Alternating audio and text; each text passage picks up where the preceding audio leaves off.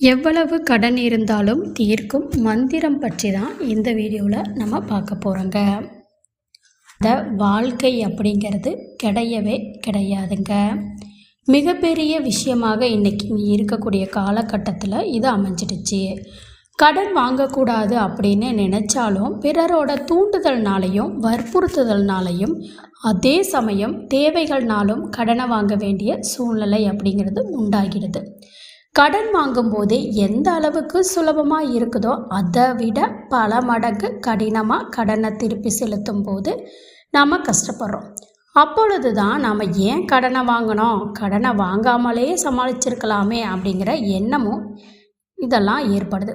கடனை வாங்கிறதுக்கு முன்னாடியே ஒரு முறைக்கு பல முறை யோசித்து அந்த கடன் நமக்கு தேவைதானா அப்படிங்கிறத உணர்ந்த பிறகு தான் வாங்கணுங்க.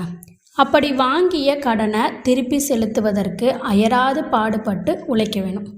என்னதான் கஷ்டப்பட்டு உழைச்சாலும் கடனாக வாங்கிய அசல் தொகையில் வட்டியை மட்டும்தான் கட்டி கொண்டு இருக்கிறோம் அப்படிங்கிறவங்களும், வட்டி கட்டுறதுக்கு கூட வருமானம் இல்லை, அதுக்கு கடன் வாங்க வேண்டிய சூழ்நிலையில் இருக்கிறோம் அப்படிங்கிறவங்களுக்கும் தங்களுடைய முயற்சிகளை கைவிடாமல் செய்வதோடு தெய்வ வழிபாட்டிலும் ஈடுபடணுங்க.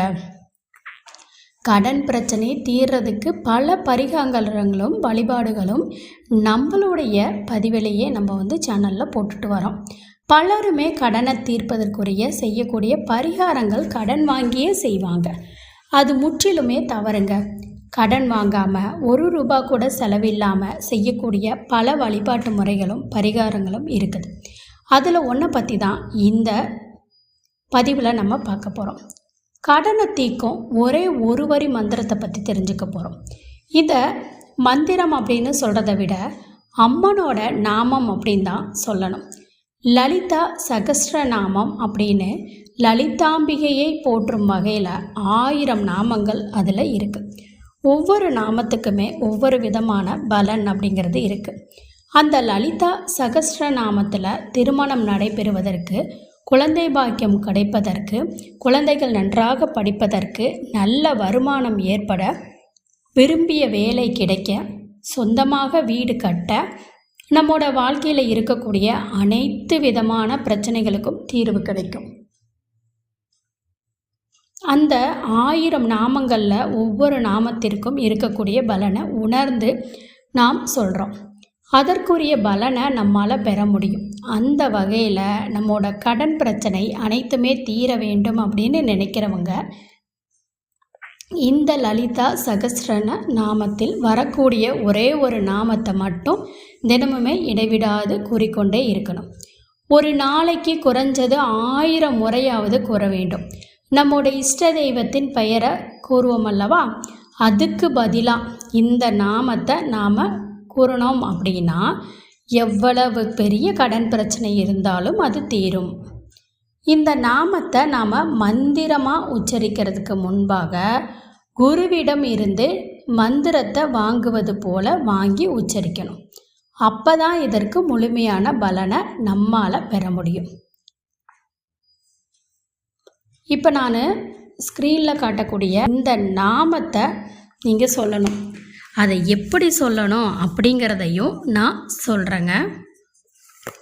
இப்போது இந்த நாமத்தை ஃபஸ்ட்டு ஓம் அபர்ணாய நமக, இந்த மந்திரத்தை ஒரு வெள்ளை நிற பேப்பரில் சிவப்பு நிற லெட்டுனால் லெட்டுனால் எழுதி